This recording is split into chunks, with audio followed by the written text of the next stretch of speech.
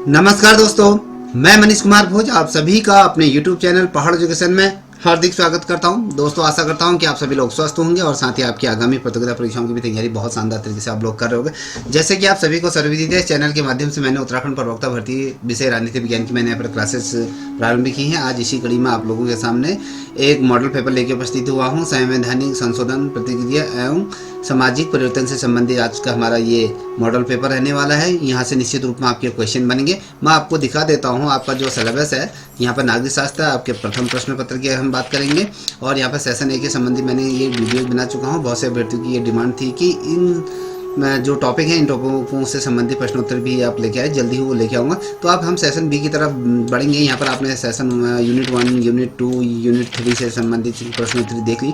आज हमारा जो रहने वाला है यूनिट चौथा जो रहने वाला संशोधन, संवैधानिक संशोधन, प्रतिक्रिया और सामाजिक परिवर्तन से संबंधित यहाँ पर आपके MCQ लेके उपस्थित हूँ। जिन भी अभ्यर्थियों को इसके उत्तर आते हैं वो मेरे साथ बनाते हुए चले, जिससे कि आपका एक आकलन हो जाएगा कि आपको कितना आ रहा है और कितना आपने तैयारी करी।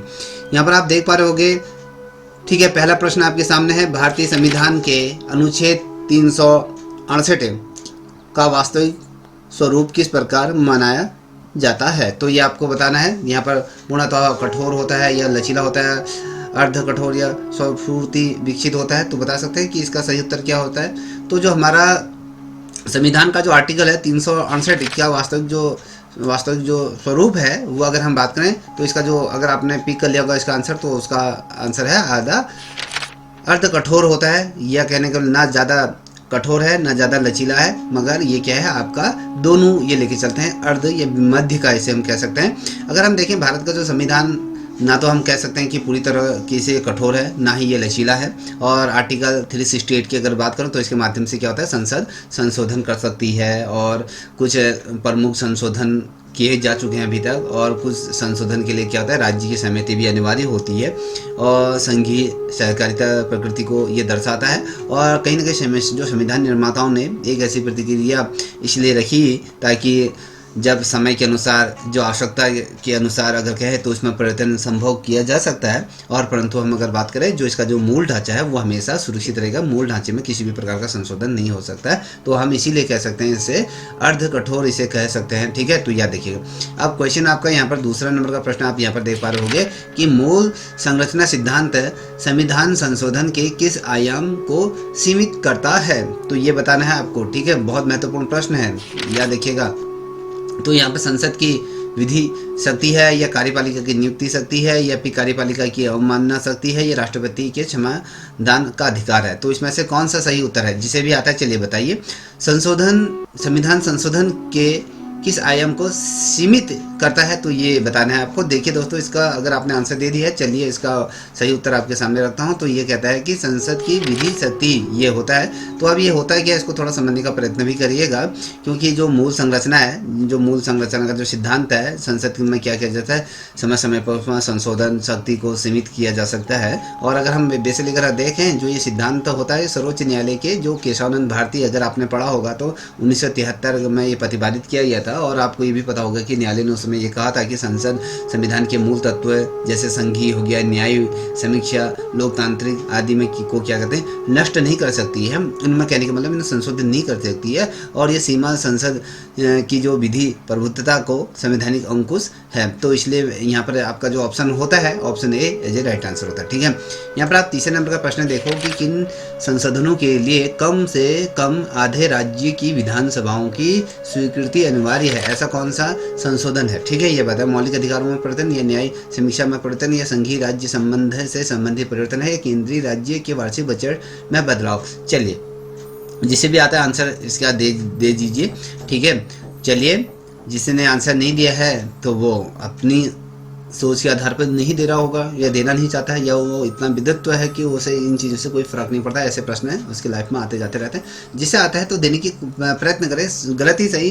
कोई यहाँ पर कोई आपके ना नंबर काटने वाले हैं और जो परीक्षा में आप बिल्कुल भी सही उत्तर दिए। तो इसका जो सही उत्तर है आपका सी, संघ राज्य संबंध से संबंधित परिवर्तन होता है। ठीक है, ये याद रखिएगा, क्योंकि आर्टिकल अगर मैं कहूँ 368 का, अगर आप 368 का दूसरी अगर मैं बात करूँ उसके अनुसार अगर आपके सामने बात करूँ तो संघ और राज्य संबंध में उसका जिक्र किया गया है, और राज्यसभा की संरचना और साथ ही उसमें उच्चतम न्यायालय की शक्ति और 7वीं अनुसूची में किस तरीके से संशोधन केवल संसद ही नहीं बल्कि जो कम से कम यहाँ पर आपको देख पा रहे होंगे, कम से कम आधे राज्य की विधानसभाओं की यहाँ पर स्वीकृति संभव है, ये याद रखिएगा। और भारत की जो संघीय जो प्रकृति है उसका संरक्षण ये करता है, और साथ ही अगर देखें राज्य को संघीय ढांचे के जो मूल पक्षों में कहीं ना कहीं सहमति आपको देखने को मिल जाती है, तो याद रखिएगा। अब यहाँ पर देखिए चौथा नंबर का प्रश्न ये कहता है कि 42वें संशोधन जो 1976 को मिनी संविधान क्यों कहा जाता है, मिनी कॉन्स्टिट्यूशन, लघु संविधान के रूप में अगर हम बात करें तो इसे क्यों कहा जाता है। इसने केंद्र को राज्य पर पूर्ण नियंत्रण दिया है, इसने संविधान में सबसे अधिक और व्यापक परिवर्तन किए गए हैं, इससे न्यायपालिका की शक्ति समाप्त कर दी गई है या इससे संबंधित मौलिक अधिकारों को निरस्त कर दिया गया। तो बता सकते हैं इसका सही उत्तर क्या हो सकता है, जिसे भी ऐसे आता है इसका आंसर दीजिए। तो इसका जो सही उत्तर आपके सामने मैं रखूँ तो वो ऑप्शन बी, इसने क्या करा, संविधान में सबसे अधिक और व्यापक परिवर्तन किए गए हैं। मिनी कॉन्स्टिट्यूशन की अगर बात करें तो 42वें जो संविधान थे सबसे ज़्यादा संशोधन अगर किसी में हुए हैं तो वह 42वें संविधान संशोधन के अंतर्गत सबसे ज़्यादा इसमें संशोधन हुए हैं, इसीलिए इसको मिनी कॉन्स्टिट्यूशन कहा जाता है या कहीं लघु संविधान के रूप में कहें, क्योंकि 42वें जो संविधान संशोधन की अगर मैं बात करूँ तो यहाँ पर आपके प्रस्तावना हो गया, मौलिक कर्तव्य हो गया, और आपके नीति निर्देश सिद्धांतों की बात करें, न्यायपालिका, कार्यपालिका, विधायिका, ये क्या कहते हैं कि संतुलन जैसे अनेक क्षेत्रों में क्या करा, भारी इसने परिवर्तन करा। बेसिकली अगर कहें तो इन क्षेत्रों में भी इसने बहुत ज़्यादा परिवर्तन किया, और भारतीय इतिहास में अगर हम कहें सबसे व्यापक संशोधन आपका जो 42वें संविधान संशोधन जो आपके 1976 में हुआ था, और आपातकालीन काल में भी इसमें किया गया था, और ये संशोधन कहीं ना कहीं आपके संविधान के चरित्र को बड़े पैमाने में प्रभावित करता है, और इसी कारण अगर देखें इसे लघु संविधान भी, जिसे मिनी संविधान कहा जाता है, इसे कहा जाता है। ठीक है, आई थिंक मुझे लगता है कि आप लोगों को ये श्रृंखला अच्छी लग रही होगी। अब 5वें नंबर का प्रश्न आप देख पा रहे होंगे, सामाजिक परिवर्तन को प्रभावित करने में भारतीय संविधान का मुख्य साधन कौन सा है, ये आपको बताना है। सामाजिक परिवर्तन को प्रभावित करने में अगर हम बात करें तो भारतीय संविधान का मुख्य साधन कौन सा है। साधन की आप बात करें तो यहाँ पर मौलिक कर्तव्य है, शासन प्रणाली है, न्यायिक सक्रियता है, या फिर मौलिक अधिकार है। तो इसका सही उत्तर क्या हो सकता है, जिसे भी आता है आंसर दीजिए। तो सामाजिक परिवर्तन को प्रभावित करने वाली अगर मैं बात करूँ तो इसका जो सही उत्तर अगर आप लोगों ने पिक कर लिया हो तो ये आपका मौलिक अधिकार है दोस्तों। तो मौलिक अधिकार क्या होता है, समाज में स्वतंत्रता, समानता और न्याय को क्या कहता है, स्थापित करता है। या संघ एक शब्द आता है, वो शब्द संस्थापित, या एक शब्द ऐसा कह सकते हो, उसमें आपके अगर मैं बात करूँ जाति भेद हो गया, छुआछूत जैसे, और साथ ही जो लैंगिक भेदभाव होता है तो उसके विरुद्ध क्या कहता है कानूनी ढांचा, और इन्हीं अधिकारों से उत्पन्न होता है। अगर जो ये मैं बात कर रहा हूँ मौलिक अधिकार, क्योंकि मौलिक अधिकार आपके लिए जिस तरीके से वायु, जल, पानी आपके लिए क्या होता है, भोजन जरूरी है, उसी प्रकार से आपके जीवन को जीने के लिए, सुचारू रूप से संचालित करने के लिए मौलिक अधिकार ये बहुत जरूरी है। इससे क्या होता है, सामाजिक सुधार होते हैं, जैसे आरक्षण हो गया, समानता हो गया, शिक्षा के अधिकार की बात करता हूँ, और साथ ही संवैधानिक को वैध मौलिक अधिकारों से ये मिलती है। और अगर हम देखें सामाजिक परिवर्तन का मूल उपकरण इन्हीं को ही माना जाता है, मौलिक कर्तव्य को। ठीक है, अब यहाँ पर 6ठे नंबर का प्रश्न आपके सामने रखना। 6ठे नंबर का प्रश्न क्या कहता है कि संशोधन ने संविधान में न्यायिक समीक्षा की स्थिति को पुनः मजबूत किया है। ठीक है, अब संशोधन में अगर कहें जो संविधान के संशोधन होते हैं उसमें न्यायिक समीक्षा की स्थिति को पुनः क्यों मजबूत किया गया है, तो ये पहले 24वां संशोधन था, या 29वां था, या 39वां था, या 44वां, या 52वां। तो बता सकते हैं कौन सा जो संविधान संशोधन के अंतर्गत इसे न्यायिक समीक्षा में स्थिति को पुनः मजबूत किया गया था। तो यहाँ पर आप लोगों के सामने 4 ऑप्शन है, तो इसका सही उत्तर दीजिए। तो इसका अगर आपने पिक कर लिया होगा तो चलो मैं भी आपको बता देता हूँ। इसका ऑप्शन सी 44वां ये संशोधन था, क्योंकि 44वां जो संशोधन हुआ था आप सभी को अगर पढ़ा होगा आपने तो 1978 में हुआ था, क्योंकि आपातकाल के दौरान कुछ संशोधनों को उलट दिया गया था, आपने पढ़ा होगा, तो जिसमें न्याय की समीक्षा शक्ति को क्या कहते हैं संवैधानिक सुरक्षा उसमें प्रदान की गई थी। इससे क्या थे नागरिकों को स्वतंत्रता को पुनः क्या कहता है उसमें स्थापित किया गया था। इससे न्यायपालिका की जो स्वतंत्र भूमिका है उसको बहुत ज़्यादा तरीके से मजबूत कर दिया गया था। और कार्यपालिका की जहाँ तक मैं बात करूँ तो कार्यपालिका के मनमाने जो नियंत्रण है उसको कहीं ना कहीं ये रोक लगाती है न्यायिक समीक्षा। अगर ये नहीं कि भैया आपके पार्लियामेंट कोई भी चीज़ें आपके मौलिक अधिकारों के हनन के लिए ला सकती है, तो कहीं ना कहीं उन पर रोक लगाती है और बेसिकली अगर हम देखें जो विरोधाभासी जो शक्तियाँ होती हैं उनके बीच कहीं ना कहीं ये क्या करती है, संतुलन बहाल करने का कार्य कौन करती है, आपकी न्यायिक समीक्षा की स्थिति को पुनः मजबूत इसलिए किया गया था। ठीक है, अब हम यहाँ पर आप देख पा रहे हो 7वें नंबर का प्रश्न आपके सामने मैं रख रहा हूँ। तो ये कहता है कि 7वां नंबर जो प्रश्न है, संविधान संशोधन के संदर्भ में साधारण बहुमत किस स्थिति में पर्याप्त होता है, ये आपको बताना है। ठीक है, अनुसूचियों में परिवर्तन है, या गणराज्य की संरचना में परिवर्तन है, या नागरिकता कानून में परिवर्तन है, और संघीय वितरण में परिवर्तन है। तो बता सकते हैं कि इसका सही उत्तर क्या हो सकता है दोस्तों। चलिए, जिसे भी आता है आंसर दीजिए।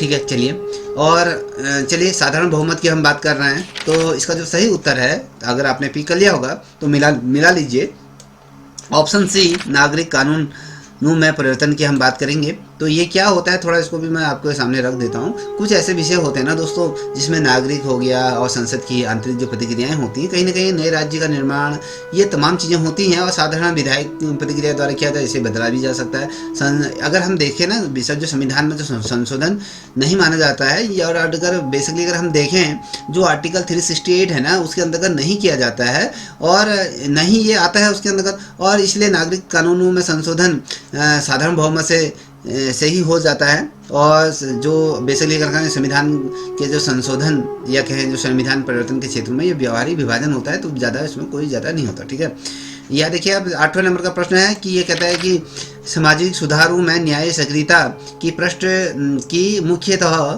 की जो भूमिका मुख्यतः किस आधार पर विकसित हुई है। अगर मैं कहूँ जुडिशली जो चीज़ें होती हैं, अगर न्यायिक समीक्षा की अगर मैं कहूँ, ठीक है, तो उसके अंतर्गत जो हम बात करें तो यहाँ पर कार्यपालिका की सलाह है, न्यायाधीशों की नियुक्ति प्रतिक्रिया है, अनुच्छेद 32 से और साथ ही 226 या फिर संविधान की प्रस्तावना है। तो ये हम बात किस पे कर रहे हैं, हम क्या कह रहे हैं, पहले इसको समझना की ज़रूरत है कि सामाजिक सुधारों में न्यायिक सक्रियता की हम बात करते हैं, इसकी भूमिका मुख्यतः किस आधार पर विकसित हुई है। तो इनमें से 4 ऑप्शन में से किस पे विकसित हुई है, तो ये आपको मुझे बताना है। चलिए, जिसे भी आंसर आता है वो दे सकता है। चलिए, और इसके बारे में पता भी होना चाहिए, मैं आपको बताने का प्रयत्न करूंगा जितना मुझे आता है। तो यहाँ पर आप देख पा रहे होंगे कि ऑप्शन सी अनुच्छेद 32 और 226 है। ठीक है, इसका मुख्य आधार यह होता है, इससे ही विकसित हुआ है। क्योंकि जब मैं आर्टिकल 32 की बात करूँ या 226 की बात करूँ, तो नागरिकों को मौलिक अधिकारों के परिवर्तन हेतु क्या होता है, सीधे उच्चतम और साथ ही उच्चतम न्यायालय जाने की अनुमति देती है। क्योंकि अगर आपके जो मूल अधिकार है, अगर उन पर अगर किसी प्रकार का अगर हनन हो रहा है या उनके अधिकारों में कुछ परिवर्तन होते हैं, तो आप क्या कर सकते हैं, सीधे आप क्या कर सकते हैं, सुप्रीम कोर्ट में या उच्चतम न्यायालय में जा सकते हैं और जन अपील जिसे हम कहते हैं, तो वो कर सकते हैं। इससे विकसित हुई जैसे सामाजिक न्याय या फिर पर्यावरण हो गया, महिला अधिकार हो गया, श्रमिक अधिकार, जैसे क्या था, बड़े बड़े जो सुधार इसमें किए गए हैं अभी तक। अगर हम देखें, न्याय सक्रियता क्या होता है, संवैधानिक आधार ही नहीं, अगर कहीं अनुच्छेदों में भी इसको लागू किया जाता है। तो यह देखिएगा। अब यहाँ पर आप देख पा रहे हैं 9वें नंबर का प्रश्न आपके सामने मैं रख रहा हूँ। 9वें नंबर का प्रश्न क्या कहता है, निम्न में से कौन सा मूल संरचना का अंग नहीं है। मूल संरचना का अंग नहीं है, इनमें चारों में से एक वो होगा जो मूल संरचना का अंग नहीं होगा। बता सकते हैं इनमें से कौन नहीं है। यहाँ पर संसदीय लोकतंत्र, संघीय ढांचा है, न्यायपालिका की स्वतंत्रता है, नीति निर्देश सिद्धांत है। तो संविधान का जो मूल संरचना है उसका अंग कौन नहीं है। चलिए, मुझे लगता है अनुमान लोगों ने सभी ने इसका उत्तर सही दिया होगा। तो चलिए मैं इसका आंसर देता हूँ, आप मिला लीजिएगा। तो इसका जो सही उत्तर है वो ऑप्शन डी, नीति निर्देश सिद्धांत की हम बात करेंगे।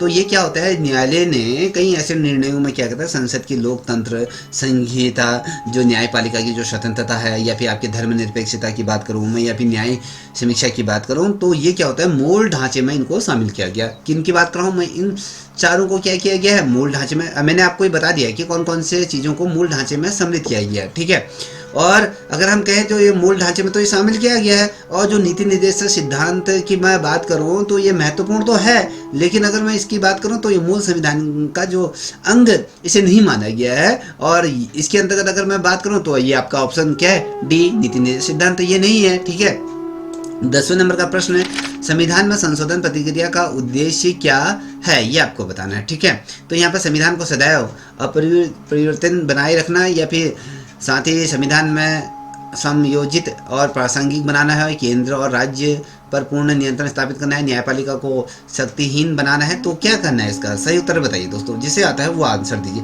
मगर आंसर देना सीखिए दोस्तों। ये नहीं कि भैया यहाँ पर कौन आपको देख रहा है, कौन आपको समझ रहा है कि इसने उत्तर गलत दे रखा है। तो यहाँ पर संविधान संशोधन प्रक्रिया का उद्देश्य क्या है, तो ये आपको बताना है। चलिए, मैंने आपके सामने 4 ऑप्शन रख दिए हैं, तो इसका जो सही उत्तर है आपको मैं बता देता हूँ। अगर आपने पिक लिया तो ऑप्शन बी, संविधान को समायोजित और शांति प्रासंगिक बनाना होता है, क्योंकि समाज में और शासन प्रणाली में निरंतर क्या होता है, परिवर्तन होते रहते हैं, आप सभी को पता है। और इसीलिए संविधान को समय पर क्या होता है, समायोजित रखने के लिए, संतुलन जो करने के लिए क्या होता है, संविधान में संशोधन प्रक्रिया आवश्यक हो जाता है। जिस तरीके से अगर हम बात करें, जैसे जैसे आधुनिकरण हो रहा है, जैसे जैसे समाज की जो डिमांड होती है उसके आधार पर क्या होता है, संविधान में संशोधन होता है। और अगर मैं देखूँ, ये नियंत्रित अनियंत्रित परिवर्तन से इसे बचाने के लिए कठोरता भी रखी गई है। ये नहीं कि भैया मन चाहे आप संशोधन कर दो, जो आपके मन में आ रहा है वो चीज़ें कर दो। तो इसको करने के लिए भी क्या कहता है, इसमें कठोर प्रावधान दिए गए, उसको रोका जा सकता है। और इसको संतुलन का ये उद्देश्य होता है, इसलिए इसे संतुलन का उद्देश्य इसे कहा जाता है। तो कहीं ना कहीं इसमें जो उद्देश्य है, संविधान को जीवित दस्तावेज बनाए रखना, ये बहुत ज़्यादा महत्वपूर्ण है, क्योंकि संविधान को एक जीवित दस्तावेज के लिए रूप में जो आपके अभी पूरे भारत को संचालित कर रहा है, तो वो बहुत ज़्यादा महत्वपूर्ण हो जाता है। ठीक है, 11वें नंबर का प्रश्न आपके सामने रख रहा हूँ। ये कहता है कि संसद की संशोधन शक्ति की सर्वोच्च सीमा कौन सी है। ये आपको राष्ट्रपति की स्वीकृति, राज्यसभा विशेष बहुमत है, या मूल संरचना सिद्धांत है, न्याय नियुक्ति प्रतिक्रिया है। तो बता सकते हैं कि कौन सा इसका सही उत्तर है। ठीक है, संसद की संशोधन शक्ति की सर्वोच्च सीमा कौन सी है, तो यहाँ पर आपको मैं इसकी सही उत्तर रख दूँ तो ये मूल संरचना सिद्धांत तो होता है।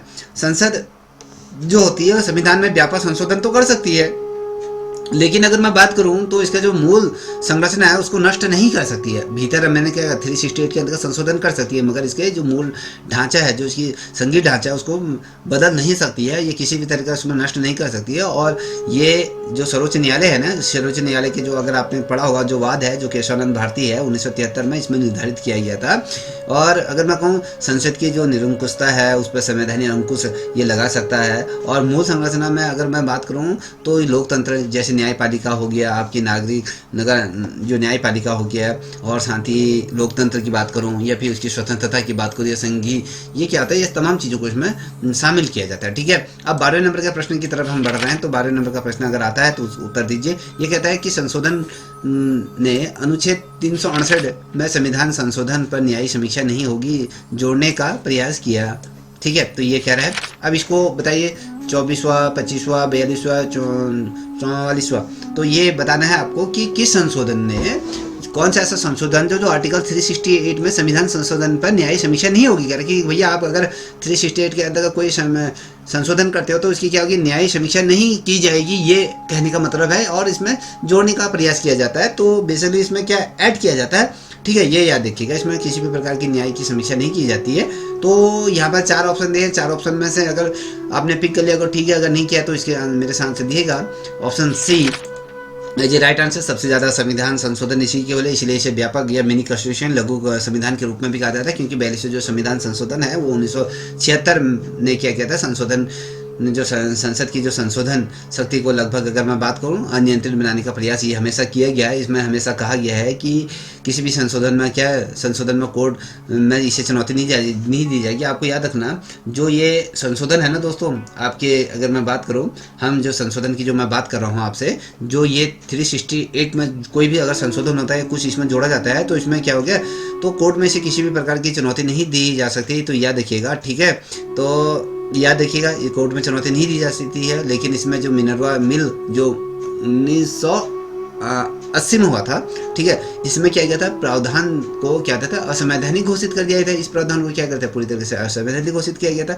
और ऐसे अगर मैं बात करूँ, न्यायपालिका की स्वतंत्रता पुनः स्थापित की हुई, और इसीलिए हमने जो आपके सामने मैंने जो इसका उत्तर रखा ऑप्शन सी इसीलिए महत्वपूर्ण हो जाता है।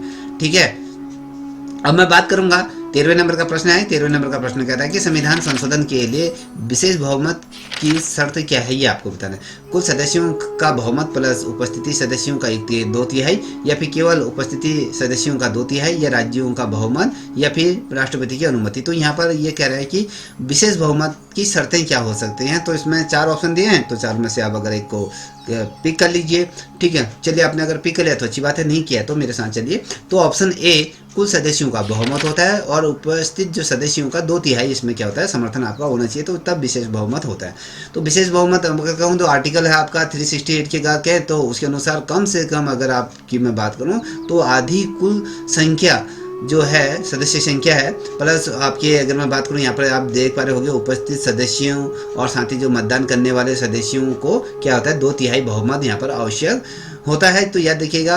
और अगर मैं बात करूं तो उच्च स्तर पर अगर कहें ये सहमति सुनिश्चित करता है कि भैया इसमें संशोधन की प्रतिक्रिया सावधान और साथ ही विचारशील होना चाहिए और नियंत्रणशील ये होना चाहिए, नियंत्रण में होना चाहिए और संविधान की स्थिति और निरंतरता को भी ये क्या करे मजबूती प्रदान करे। तो इसीलिए ये होता है। ठीक है, अब बात करेंगे 14वें नंबर की तरफ हम बढ़ रहे हैं। 14वें नंबर का प्रश्न क्या कह रहा है, यहाँ पर आप देख पा रहे होंगे कि संविधान संशोधन सामाजिक परिवर्तन का उपकरण मुख्यतः किस नैतिक दर्शन से जुड़ा हुआ है। तो यहाँ पर आपके 4 दर्शन दिए हुए हैं, व्यवहारिक उपादेयवाद या फिर आपके नियतिवाद या आध्यात्मिकतावाद। तो इसमें से कौन सा सही हो सकता है बता सकते हैं। तो इसमें से कौन सा जो सामाजिक परिवर्तन का मुख्य या कहे उपकरण है तो नैतिक सिद्धांत दर्शन से जुड़ा है। तो इसका जो सही उत्तर है उपादेयवाद की अगर मैं बात करूंगा तो इसमें क्या होता है संवैधानिक परिवर्तन अक्सर क्या होता है अधिकतम लोगों का क्या होता है अधिकतम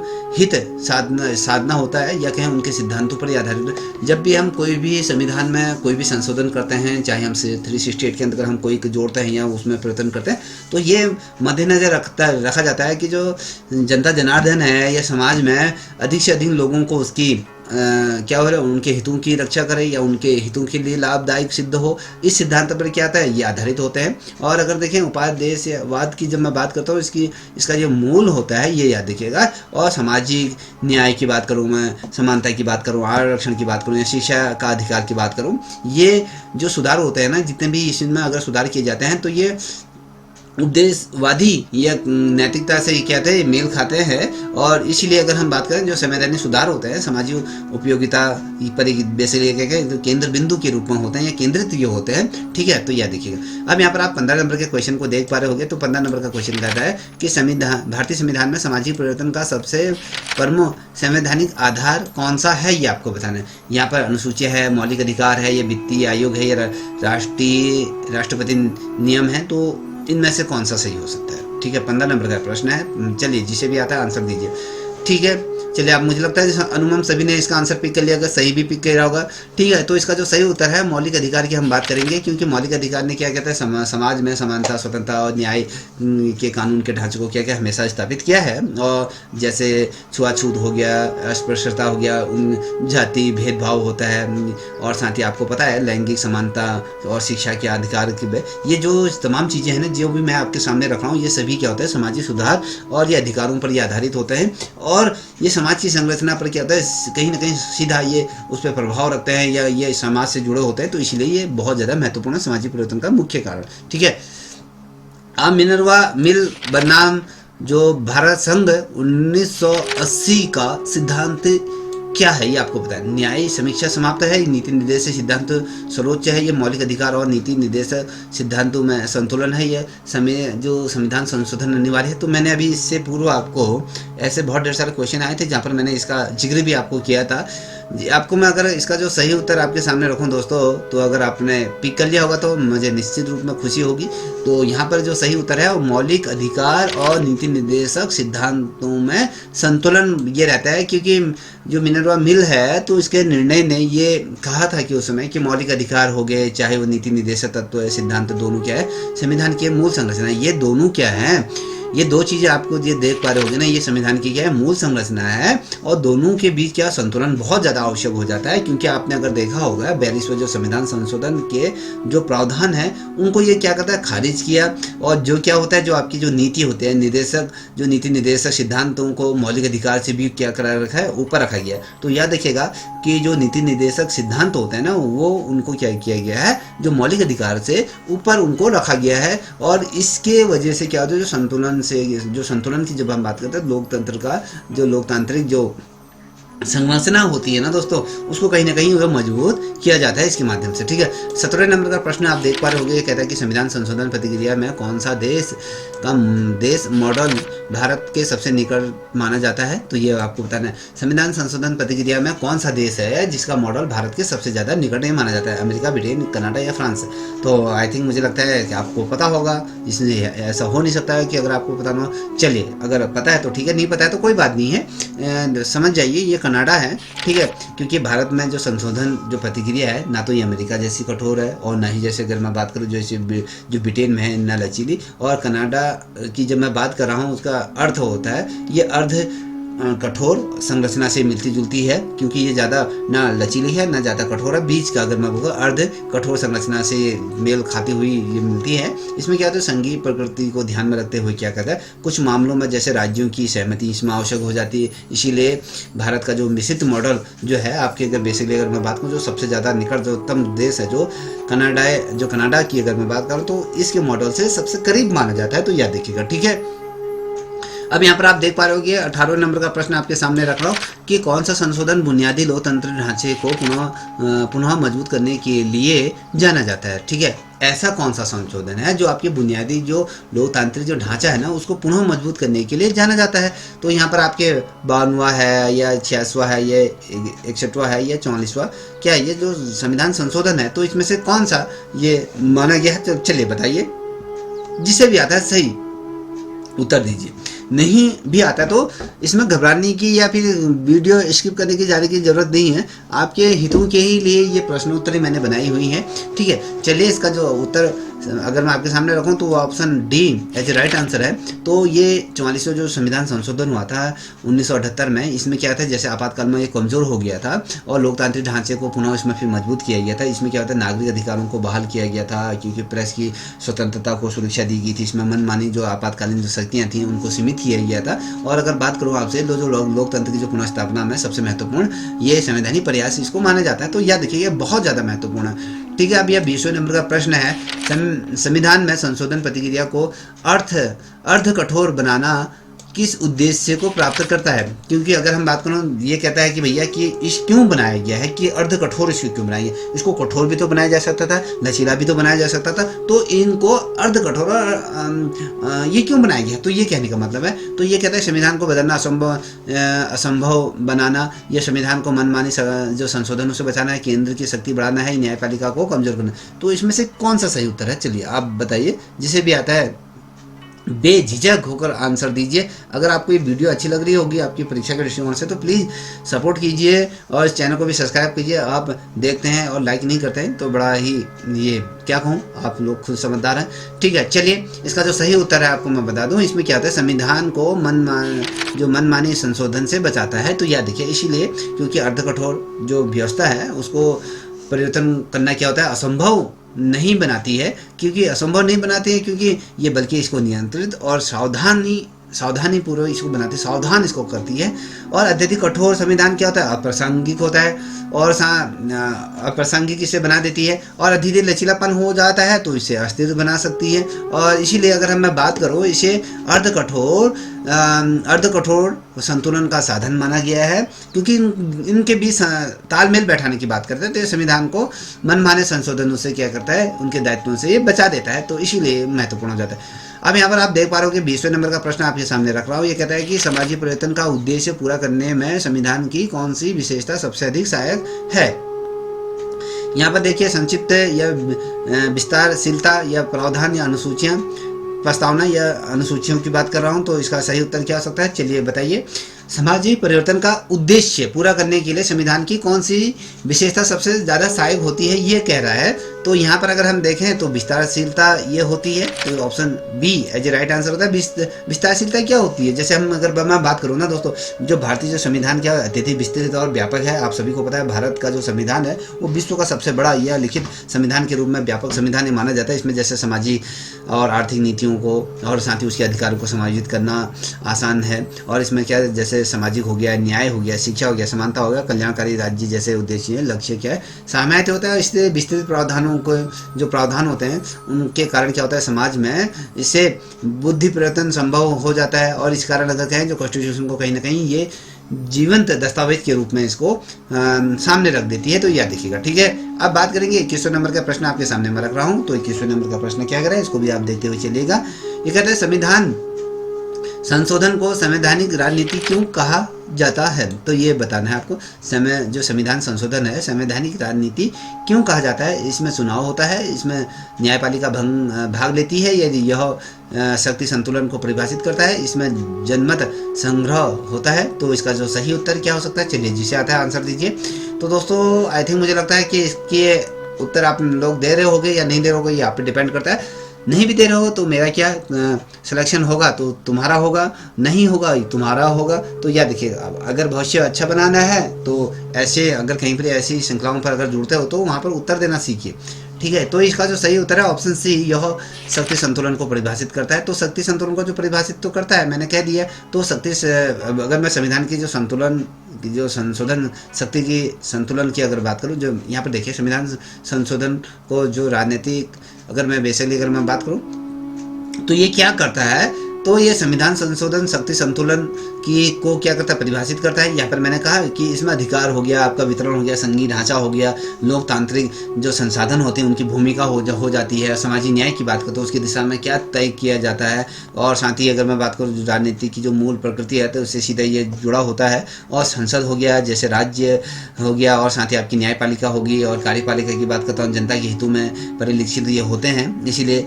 संवैधानिक जो संविधान है इसीलिए इसको क्या कहते थे, संवैधानिक राजनीति कहा जाता है। तो याद रखिएगा। अब सॉरी 22वें नंबर का प्रश्न देख पा रहे होंगे। तो ये कहता है कि कौन सा निर्णय संविधान संशोधन के क्षेत्र में कौन सा निर्णय संविधान संशोधन के क्षेत्र में संसद की सर्वोच्चता की पुष्टि करता है। तो गोकुलानाथ या शंकर प्रसाद या केशवानंद भारती या कोहेन केस है। तो आई थिंक मुझे लगता है सभी ने इसका आंसर आता होगा। तो अगर आपने पिक कर लिया तो अच्छी बात है, नहीं किया है तो वो भी अच्छी बात है दोस्तों। तो इसका जो सही उत्तर है तो ऑप्शन बी शंकर प्रसाद। सब लोग केशवानंद भारती की तरफ जा रहे होंगे, मुझे पूरा विश्वास था कि आप सभी लोग केशवानंद भारती की तरफ जा रहे होंगे, मगर शंकर प्रसाद है दोस्तों। तो शंकर प्रसाद केस कब था, ये 1951 में। सज्जन सिंह केस था 1965 में। ये आपको केस पता भी होना चाहिए। और सुप्रीम कोर्ट ने माना कि संसद जो आपका आर्टिकल 368 की मैं अगर बात करता हूँ, इसके तहत क्या हो सकता है, मौलिक अधिकारों में भी संशोधन कर सकती है। और ये जो संसद की जो संशोधन शक्ति है वो सर्वोच्चता की जो प्रारंभिक पुष्टि ये करती है। और बाद में क्या है, गोकुलानाथ ने क्या करता है, इसे उलट दिया। ये जो कहा था कि भैया आपके मौलिक अधिकारों में संशोधन किए जा सकते हैं, तो उसको क्या करता है, तो गोकुलानाथ ने क्या करता है, इसे पलट दिया। और केशवानंद भारती ने फिर इसे जो सीमित रूप में बहाल कराया, ठीक है। तो याद रखिएगा, सारी चीज़ें मैंने आपको बता दी इसके अंदर, ठीक है। अब यहाँ पर आप देख पा रहे होंगे कि 23वें नंबर का कि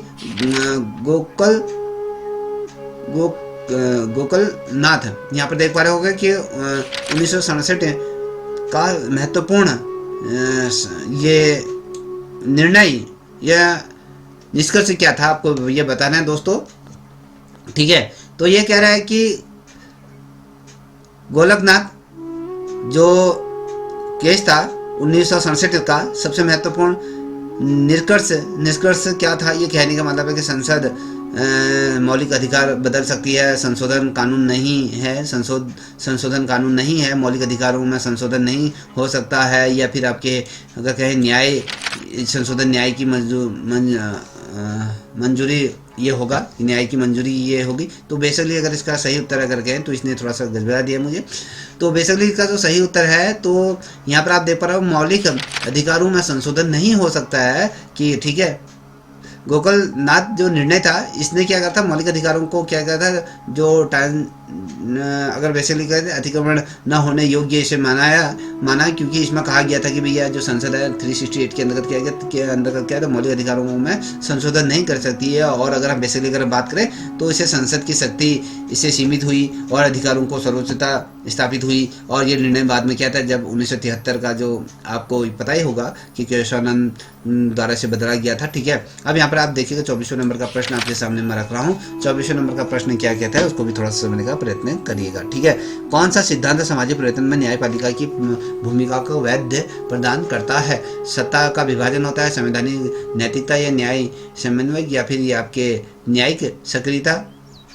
चलिए कौन सा ये है, आपको इसका उत्तर बताना है। तो अगर आपने उत्तर दे दिया होगा चलो ठीक है, अगर नहीं दिया तो भी अच्छी बात है। मैं पुनः कह रहा हूँ, अगर आपको अच्छा लग रहा है तो प्लीज़ चैनल को भी सब्सक्राइब करें। तो इसका जो सही उत्तर है वो संवैधानिक नैतिकता है दोस्तों। बी ऑप्शन इसका सही है। तो संवैधानिक नैतिकता वह सिद्धांत तो होता है जिसके अनुसार क्या होता है, राज्य के जो सभी अंग होते हैं वो संविधान के मूल्य जैसे समानता, न्याय, स्वतंत्रता, सहिष्णुता का पालन करेंगे। और साथ ही अगर मैं बात करूँ, न्यायपालिका जब सामाजिक परिवर्तन में हस्तक्षेप करती है तो ये संवैधानिक नैतिकता के आधार पर ही होता है। और अगर बेसिकली अगर मैं बात करूँ आपके सामने, जो सामाजिक सुधारों को संवैधानिक वैधता मिल जाती है।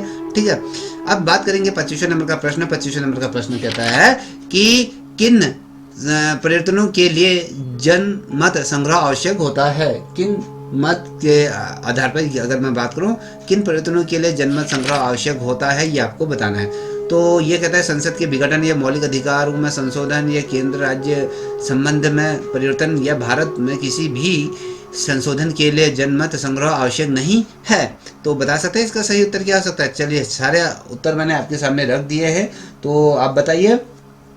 तो इसका जो सही उत्तर आपके सामने मैं रखूं तो क्या कहता है कि option D as a right answer है। भारत में किसी भी संशोधन के लिए जनमत संग्रह आवश्यक नहीं है कह रहा है। ठीक है, अभी क्यों कह रहा है ऐसा, क्योंकि आप सभी को पता है कि भारतीय संविधान में जो जनमत संग्रह की कोई भी अनिवार्यता नहीं होती है। यहाँ पर क्या होता है, सभी संशोधन संसद या फिर संसद और साथ ही राज्य सभाओं की जो विधानसभाएं हैं उनके द्वारा स्वीकृति तरह से ये क्या होता है, सीए संपन्न कराए जाते हैं। कुछ ऐसे देश हैं जैसे कि मैं अगर आपके सामने रखूँ, जैसे आयरलैंड में क्या होता है, जनमत संग्रह अनिवार्य हो जाता है वहाँ, क्योंकि जनता जनार्दन से ही वो चीज़ें लेकर चलते हैं। और भारत पर अगर मैं कहूँ तो भारत के जो प्रतिनिधि हैं वो लोकतांत्रिक होते हैं, क्योंकि जनप्रतिनिधि होते हैं, जनता द्वारा चुना जाता है। तो लोकतंत्र के सिद्धांतों को अपनाना और ये तमाम चीज़ें होता है। तो इसीलिए आपके सामने मैंने इस चीज़ को रख दिया। ठीक है, अगर आई थिंक मुझे लगता है कि आपके समझ में आ ही गया होगा कि मैं कहना क्या चाह रहा हूँ। ठीक है, अब बात करेंगे आगे की बात करेंगे 26वें नंबर के प्रश्न की बात करें तो 26वें नंबर का प्रश्न क्या है, सामाजिक परिवर्तन में संविधान के नीति निर्देशक सिद्धांतों की भूमिका क्या है। तो ये आपको बताना है। सामाजिक परिवर्तन में संविधान के जो निर्देशक सिद्धांतों की भूमिका क्या होता है। इन्हें अदालत में लागू किया जा सकता है, ये केवल सजावटी हैं, ये केवल कल्याणकारी राज्य के लिए लक्ष्य तय करती हैं, या फिर आपके ये केंद्र को निरंकुश बनाते हैं। तो इनमें से सही उत्तर क्या है, चलिए बताइए। आई थिंक बच्चा भी इसका आंसर दे देगा। ऑप्शन सी, ये कल्याणकारी राज्य के लिए क्या कहते हैं, लक्ष्य तय करती है। याद रखिएगा। अगर मैं कहूँ जो राज्य के नीति निर्देशक तत्वों की अगर मैं बात करूँ, जो भाग 4 की अगर मैं याद रखना, राज्य के नीति निर्देशक जो तत्व होते हैं उसके भाग 4 में सामाजिक न्याय की बात की गई, समानता की बात करी, कल्याणकारी शासन की बात करी गई, आर्थिक लोकतंत्र जैसे क्या होता है, बहुत जो लक्ष्य होते हैं उनको कहीं ना कहीं दर्शाया गया। और अगर देखें तो वे जो न्यायपालिका में परिवर्तन नहीं है, लेकिन अगर हम देखें तो नीति निर्माण के आधार होते हैं। और भूमि सुधार जैसे न्यूनतम मजबूरी, शिक्षा का अधिकार, ये तमाम चीज़ों से क्या होता है, ये प्रेरित होता है। तो इसलिए याद रखिएगा। ठीक है, अब हम बात करेंगे अगले प्रश्न की तरफ बढ़ रहे हैं। 27वें नंबर की तरफ हम अग्रसर हो रहे हैं। तो 27वें नंबर का प्रश्न क्या कहता है, इसको भी हम यहाँ पर आप देख पा रहे होंगे। ये कहता है कि संविधान संशोधन प्रक्रिया न्यायपालिका की स्वतंत्रता को किस प्रकार प्रभावित करती है। तो ये आपको बताना है। ठीक है, तो किस तरीके से प्रभावित करती है। तो न्यायपालिका को समाप्त कर देती है, न्यायपालिका को विधि नियंत्रण में लाती है, या फिर न्यायपालिका को संतुलन बनाए रखने का अवसर देती है, न्यायपालिका को कार्यपालिका के अधीन कर देती है। तो इसका सही उत्तर क्या है, चलिए जिसे भी आता है उत्तर दीजिए। इसका जो सही उत्तर आपके सामने रखूं, ये कहता है कि option C as right answer है, कि न्यायपालिका को संतुलन बनाए रखने का अवसर ये देती है। ठीक है, क्योंकि इसमें जो संशोधन की मैंने बात करी, संशोधन प्रतिक्रिया में क्या होता है, जो न्याय समीक्षा के बीच क्या होता है, निरंतर हमेशा संवाद ये चलता रहता है। ठीक है, क्योंकि जो विधायिका कभी कभी क्या होता है, अपनी शक्तियों को बढ़ाने का प्रयास हमेशा ये करती रहती है, क्योंकि जो नेता लोग होते हैं वो हमेशा चाहते हैं कि भैया हम जिस पद पर बैठे हैं तो हमारे पास अधिक से अधिक शक्तियाँ आ जाए। और न्यायपालिका क्या करती है, जो मूल ढांचा है, मूल ढांचे की हमेशा वो सुरक्षा करती है और ये तय करती है कि भैया शक्ति संतुलन बना रहे और संवैधानिक जो संतुलन को कहीं ना कहीं व्यापकता ये बनी रहे इन दोनों के बीच। और न्यायपालिका संशोधन की जो वैधता को क्या करती है, हमेशा ये सुनिश्चित करती है। तो याद रखिएगा। 28वें नंबर का प्रश्न आपके सामने, संविधान संशोधन में राज्यों की सहमति किस भावनाओं का प्रतिनिधित्व करती है। केंद्रीकरण, एकात्मकता या सहकार, संघवाद, या फिर अधिनायकवाद की बात करें तो इसमें से सही उत्तर क्या है। चलिए बताइए, जिसे भी आता है आंसर इसका दे सकते हैं। मूर्ख दर्शकों की तरह मत बनिए, इससे बढ़िया तो इस चैनल से हट ही जाइए तो वो बेहतर है, क्योंकि निकलना तो तुमने है नहीं, खाली आ रहे हो इधर, इस चैनल में जा रहे हो, इस चैनल में जा रहे हो। मेरी बातें कड़वी लगती हैं, बेसिकली मैं कड़वा बोलता हूँ, क्योंकि तुम बस ये सोचकर किताबों से जूझा करो कि तुम्हारी एक सफलता क्या बदल देगी, लोगों का व्यवहार बदल देगी, बातचीत का तरीका बदल देगी, लोगों के प्रति तुम्हारा प्रेम बदल देगी। ये सारी चीज़ें अगर ये लेके चलोगे ना, तब जाके कुछ होगा, अन्यथा जैसे हो वैसे ही रहोगे। ठीक है, अब यहाँ पर आप देख पा रहे हो कि इसका जो सही उत्तर है ऑप्शन सी, सहकारी संघवाद की मैं बात करूंगा, इसका option C as a right answer है, क्योंकि आर्टिकल 368 का अगर 2 की बात करूँ, 368 में 368 का दूसरा जो संशोधन था उसके अनुसार करके है, जो संघीय ढांचा था, जो राज्य की सूची थी, जो राज्य भाषा आदि विषयों पर संशोधन के लिए क्या कहते हैं, राज्य की 50% स्वीकृति यहाँ पर अनिवार्य होनी चाहिए। ये संगठन क्या होता है, ये जो संघीय ढांचे और राज्य के हितों की रक्षा के लिए बहुत ज़्यादा आवश्यक हो जाते हैं। इसीलिए केंद्र और राज्यों के बीच क्या होता है, सहकारी संबंध पुष्ट होते हैं, और इसीलिए ये बहुत ज़्यादा महत्वपूर्ण हो जाता है। अब ये कहता है 29 नंबर का प्रश्न आप देख पा रहे होंगे कि इस निर्णय ने कहा कि न्यायिक समीक्षा स्वयं संविधान की मूल संरचना है, ये किसके द्वारा कहा गया था? गोलकनाथ या केशवानंद भारती या मिनरवा मिल या फिर इंडा साहनी? तो यहाँ पर आप बता सकते हैं कि इसके द्वारा कहा गया था। तो ये जो कहा गया था न्यायिक समीक्षा स्वयं संविधान की मूल संरचना है, तो ये ऑप्शन बी केशवानंद भारती, जो आप सभी को पता है 1973 में ये कहा गया था कि भैया न्याय समीक्षा संविधान का क्या है, ये अवेक्षित तत्व है, और इसके बिना ना तो आपके मौलिक अधिकार सुरक्षित रहेंगे और ना ही लोकतंत्र रहेगा। ये इसलिए संसद की निरंकुशता के विरुद्ध ये सुरक्षा का कवच ये होता है, इसीलिए इसे मूल संविधान की संरचना का केंद्र बिंदु माना गया है। तो यही याद रखिएगा। ठीक है, अब यहाँ पर आप देख पाओगे 24वां जो संशोधन 1971 का मुख्य उद्देश्य क्या था? न्यायपालिका को कमजोर करना था, संसद की संशोधन शक्ति को स्पर्श करना था, संघीय संरचना में परिवर्तन था, राज्य की शक्ति बढ़ाना था। तो इसका सही उत्तर क्या हो सकता है? चलिए बताइए, जिसे भी आता है आंसर दीजिए। ठीक है, चलिए इसका उत्तर मैं आपके सामने रख रहा हूँ, क्योंकि आप लोगों से अपेक्षाएं करना बेकार है। ठीक है, अगर कोई भी एक अगर मेरे इस वीडियो के माध्यम से अगर किसी एक बच्चे का भी हित होता है तो ये मेरे लिए गौरवान्वित करने वाला क्षण होगा। ठीक है, तो यहाँ पर देखिए, संसद की संशोधन प्रक्रिया जो संशोधन शक्ति को स्पर्श करना होता है, option B as right answer है, क्योंकि जो 24वां जो संशोधन ने ये स्पर्श किया था उस समय कि संसद अनुच्छेद 368 के तहत क्या होगा, संविधान में संशोधन कर सकती है, और ये कानून की श्रेणी में आता है। ये गोलकनाथ जो थे उनके फैसले से इसको सीमित करने के लिए किया गया था, और इसमें राष्ट्रपति संशोधन पर क्या करता है, हस्ताक्षर करना राष्ट्रपति को बहुत ज़्यादा अनिवार्य हो जाता है। इसलिए संशोधन क्या होता है, सरल और क्या होता है, स्पर्श ये हो जाता है। ठीक है, इतना मुझे लगता है कि आप लोगों के समझ में आ गया होगा। ठीक है, अब बात करते हैं 31वें नंबर के प्रश्न की तरफ बढ़ रहे हैं। 31वें नंबर का प्रश्न क्या कहता है, इसको भी देखिएगा। सामाजिक परिवर्तन राज्य द्वारा कानून के माध्यम से किस सिद्धांत पर आधारित है? संवैधानिक सामाजिक समाजशास्त्र या जनजातीय स्वायत्तता या आर्थिक राष्ट्रवाद या फिर राजनीतिक यथार्थवाद? तो इसमें से कौन सा सही उत्तर है ये आप बताइए। ठीक है, सामाजिक परिवर्तन राज्य द्वारा कानून के माध्यम से किस सिद्धांत पर आधारित है ये आपको बताना है। तो अगर अब यहाँ पर आपके 4 ऑप्शन भी मैंने पढ़ के सुना दिए। चलिए इसका सही उत्तर आपके सामने मैं रखता हूँ। इसका जो सही उत्तर है ऑप्शन ए संवैधानिक सामाजिक की, अगर मैं समाजशास्त्र की बात करूँ, जो संवैधानिक समाजशास्त्र की बात करूँ, तो संवैधानिक समाजशास्त्र आप ये इस तरीके से समझ सकते हैं, या ऐसा समझा जाता है कि भैया जो संविधान केवल क्या है, कानूनी दस्तावेज नहीं है, ये आपको पता होना चाहिए, बल्कि क्या होता है, समाज को बदलने का क्या है, ये उपकरण माना जाता है। इसीलिए इसको समाजशास्त्र के तौर पे भी माना जाए, क्योंकि इसको क्या था, समाज को बदलने का एक उपकरण माना गया। इसमें क्या था, जैसे आपके अधिकार हो गया, कर्तव्य हो गया, संस्थाएं हो गया, नीतियों का साथ किस तरह के सामाजिक व्यवहार को प्रभावित करता है, आरक्षण हो गया, शिक्षा सुधार हो गया, और साथ ही भूमि सुधार होता है। ये क्या होता है, ये सारे जो संवैधानिक समाज शास्त्र के ही क्या है, एक अच्छे खासे उदाहरण आपको सामने में ये रख दिएंगे। ठीक है, 32वें नंबर के प्रश्न की तरफ अग्रसर हो रहे हैं। कहता है कि संवैधानिक नैतिकता शब्द आधुनिक भारतीय राजनीतिक विमर्श में सबसे पहले किस निर्णय में व्यापक रूप से उभरा है?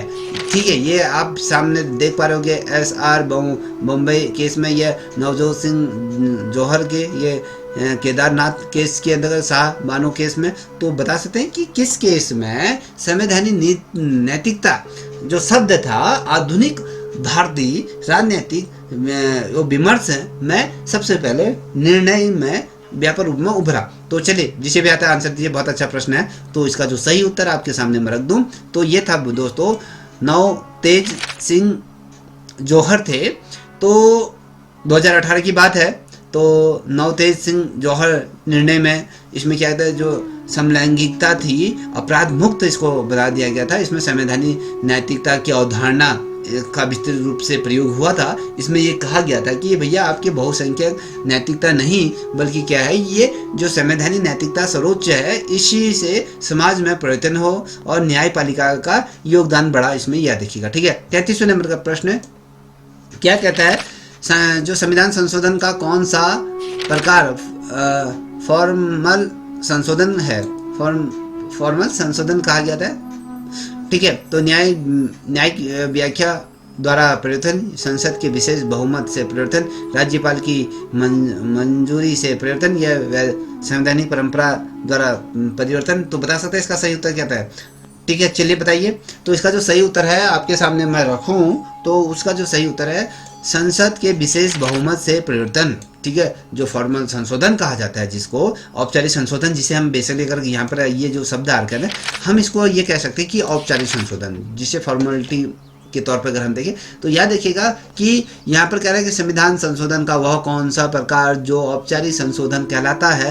तो वो औपचारिक संशोधन वो संशोधन होते हैं जो आपके आर्टिकल 368 के तहत क्या होता है, संसद के विशेष बहुमत से किया जाता है। और अगर आपको सामने मैं कहूँ, जो ये संविधान में लिखित रूप में ये बदलाव लाता है, ये क्या करता है, लिखित रूप में कहीं ना कहीं बदलाव लाता है। जैसे कि आपके में जैसे कुछ अन्य चीज़ें आपके सामने रखो, जैसे न्याय की व्याख्या करते हैं, परंपरा हो गया, अनौपचारिक संशोधन इसे कहा जाता है। तो याद रखिएगा। ठीक है, चलिए यहाँ पर अब हम बात करेंगे।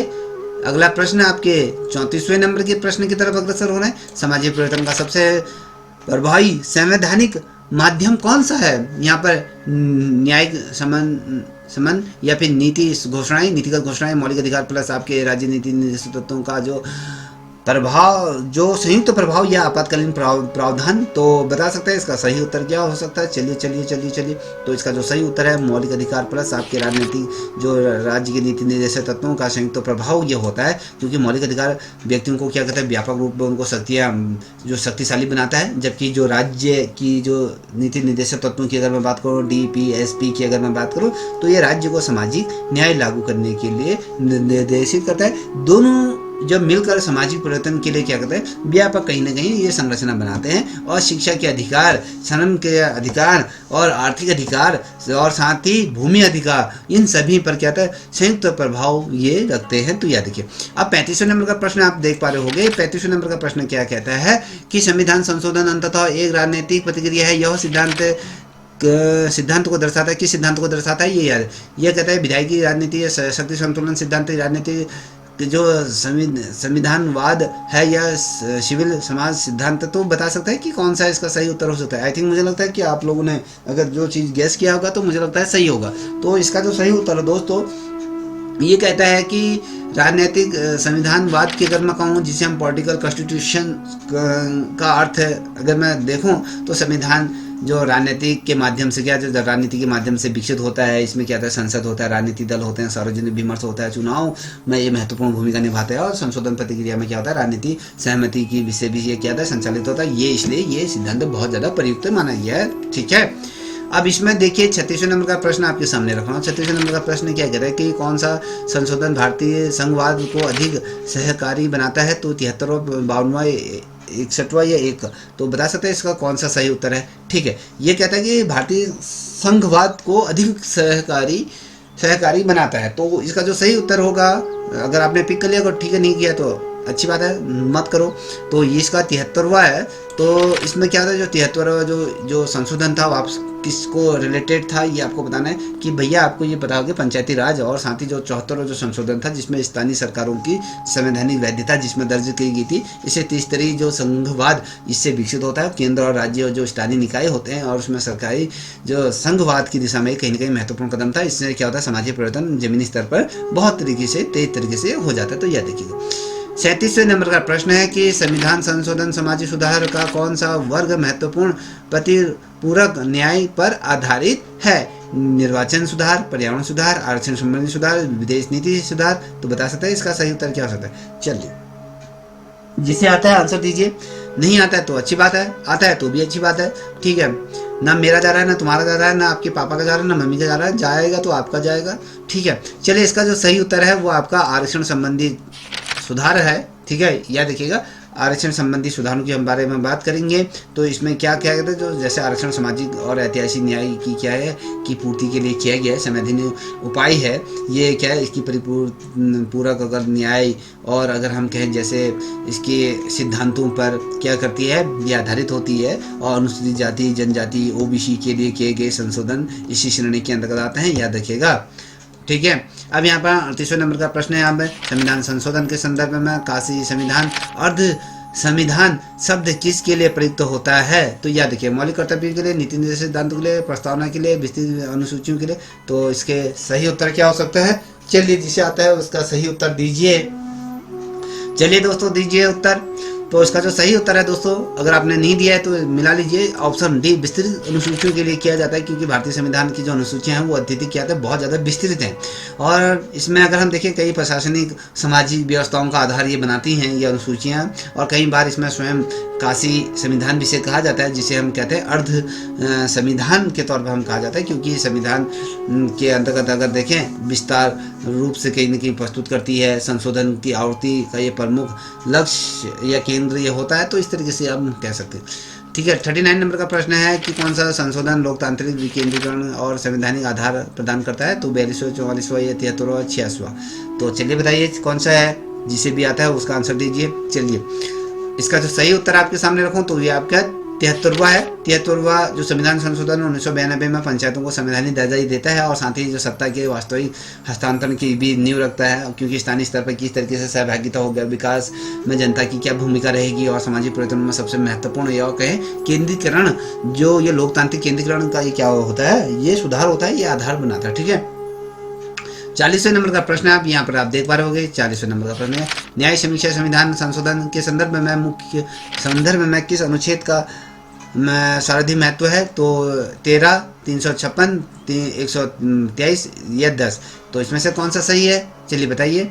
ठीक है, इसका जो सही उत्तर आपके अगर दे दोगे तो चलिए मैं मान जाऊंगा कि आप बहुत शानदार तरीके से पढ़े। अगर जो भी बच्चा इसका सही उत्तर दे देगा, मैं 100% ये आश्वस्त हो जाऊंगा, आपका सिलेक्शन निश्चित रूप में होगा। अगर नहीं दे पाओगे तो और ज़्यादा मेहनत करो। तो इसका जो सही उत्तर है ऑप्शन ए, 13।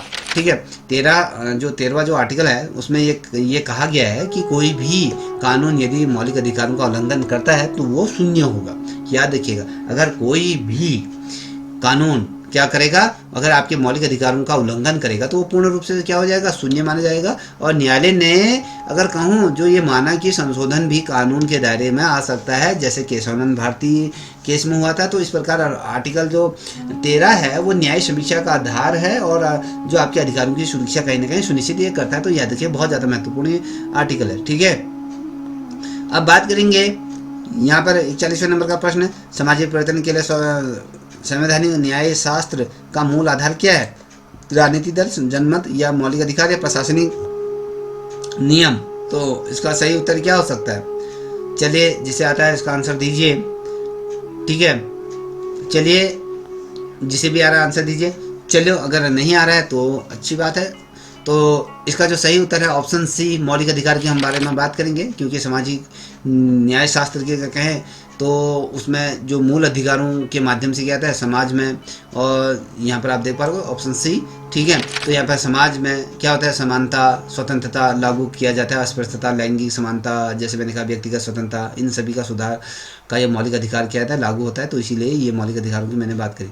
तो यहाँ पर आप देख पा रहे हो कि 42वें नंबर का प्रश्न है, संविधान संशोधन सामाजिक सुधार के संदर्भ में कानून उपन्यासवाद का प्रभाव किस में दिखाई देता है। तो ये आपको बताना है, मौलिक कर्तव्यों में या शिक्षा के अधिकार में, आरक्षण कानून में या न्याय नियुक्तियों में। तो इसका जो सही उत्तर है तो आप यहाँ पर आप देखोगे तो ये आरक्षण कानूनों में देखने को मिलता है। क्योंकि जो कानून है उपन्यासवाद की, जब मैं यहाँ पर आपको मैं बात कर रहा हूँ तो उसके आधार पर अगर कहें तो कानून वही होता है जो क्या होता है संप्रभुता द्वारा क्या किया जाता है, मान्य किया जाता है। आरक्षण कानूनों में क्या होता है, सामाजिक वास्तविकता को ध्यान में रखते हुए क्या है, इस पर से बाध्यकारी कानून ढांचा बनाया गया है। और साथ ही जो स्पर्श नियम और साथ ही राज्य का समर्थन इसमें होता है। ठीक है, अब 43वें नंबर का प्रश्न देख पा रहे हैं, संविधान संशोधन का संविधान संशोधन का कौन सा प्रकार अनौपचारिक संशोधन कहलाता है? राष्ट्रपति की संस्तुति, न्याय की व्याख्या या न्यायालय की व्याख्या, या फिर आपकी संसद का विशेष बहुमत, या फिर राज्यों के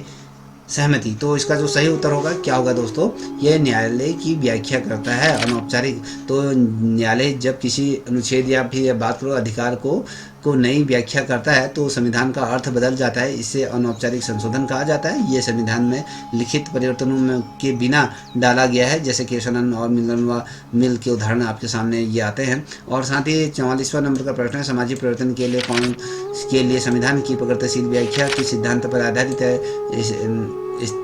जो ये लिखा है स्थायिक व्याख्या, या फिर जीवंत संविधान सिद्धांत, या फिर दंडात्मक व्याख्या, या यथार्थवाद की व्याख्या। तो बता सकते हैं कि किसके अंदर ये किया जाता है? तो दोस्तों इसका जो सही उत्तर है, अगर मैं बात करूँ तो ये जीवंत संविधान सिद्धांत होता है, क्योंकि लिविंग कॉन्स्टिट्यूशन थ्योरी इसे कह सकते हो आप। क्योंकि इसका मानना है कि संविधान समय के साथ जो बदलाव है वो आवश्यक हो जाता है, उसके अनुसार विकसित होना चाहिए। न्याय के लिए क्या होता है, अधिकार जनता में निहित होना चाहिए, पर्यावरण के अधिकार की बात की जाती है, इसमें सिद्धांतों का प्रयोग, सामाजिक परिवर्तन को गति देना, ये तमाम चीज़ें इसके अंतर्गत है। 45वें नंबर का प्रश्न है कि यहाँ पर आप देख पा रहे कौन सा संविधान संशोधन नागरिकता से संबंधित है? 42वां, 86वां या 104? तो बता सकते हैं कौन सा है नागरिकता से संबंधित है? तो इसका सही उत्तर आपने अगर पिक कर लिया तो अच्छी बात है, नहीं किया तो इसको मिलाते हुए चलेगा।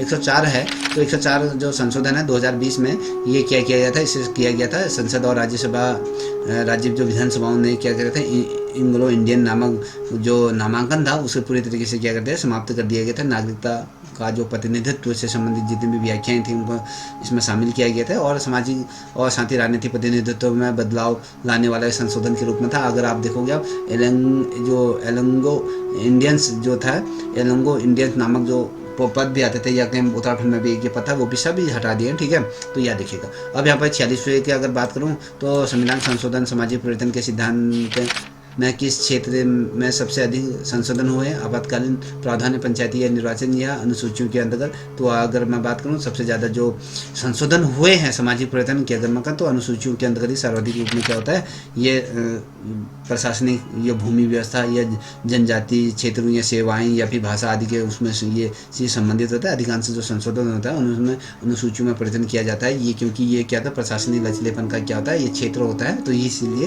ये महत्वपूर्ण हो जाता है। ठीक है, अब काशी फेडरल शब्द भारतीय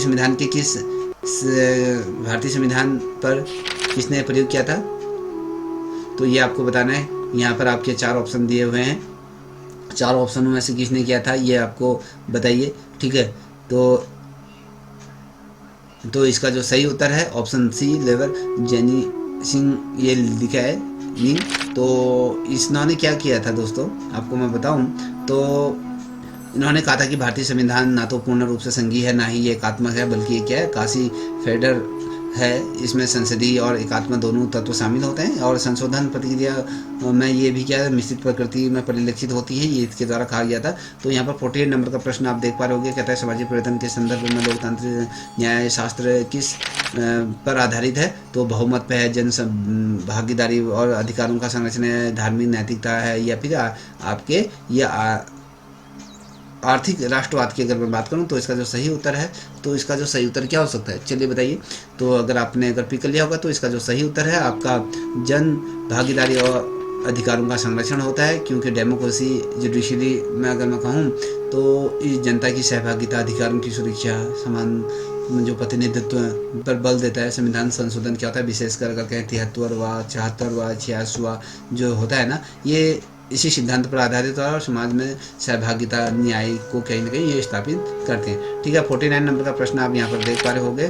तो ये कहता है कि किस सिद्धांत के कारण न्यायालय न्यायालय संसद की संशोधन शक्ति पर अंकुश लगा सकता है। दंड संहिता, मूल संरचना, धर्म निरपेक्ष सिद्धांत, या लोक नीति सिद्धांत। तो आप सभी को पता है इसमें बेसिकली मूल संरचना सिद्धांत होता है, क्योंकि मूल संरचना सिद्धांत के आधार पर कहते हैं जो संसद संविधान के मूल तत्वों को नष्ट या कमजोर नहीं कर सकती है, और सिद्धांत से क्या होता है, न्यायपालिका में संशोधन की समीक्षा मजबूत हो जाती है, और लोकतंत्र और साथ ही उनके अधिकारों की जो सुरक्षा होती है वो सुनिश्चित हो जाती है। तो यह देखिएगा, इस श्रृंखला का अंतिम प्रश्न है, आपके मैं सामने रख रहा हूँ। मुझे लगता है कि 50वें नंबर का प्रश्न आप इसका उत्तर बेहतर तरीके से देंगे। तो ये कहता है कि संशोधन सामाजिक परिवर्तन के संदर्भ में किस संशोधन ने जो शैक्षिक अधिकारों का विस्तार किया। तो 24वां, 86वां, 52वां या 1 तो बता सकते हैं। तो जो सामाजिक परिवर्तन के संदर्भ में शैक्षिक अधिकारों का जो विस्तार किया था वो आपका जो था आपके 86वां जो संविधान संशोधन था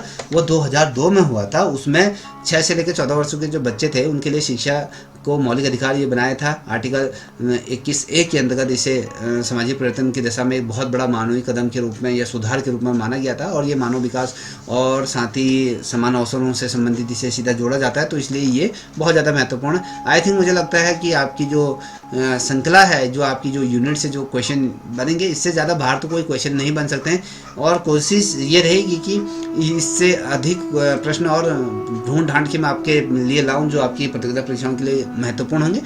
अभी तक जितने प्रश्न लाए हूं, तो अगर इसकी PDF आपको चाहिए तो आप मेरे से संपर्क कर सकते हैं, ले सकते हैं, ठीक है। और आपसे अंततः यही रिक्वेस्ट करूंगा कि इस चैनल को भी आप प्लीज़ सब्सक्राइब करें, साथ ही अपने दोस्तों को साझा करें। तब तक के लिए इतना ही। जय हिंद, जय भारत, जय उत्तराखंड।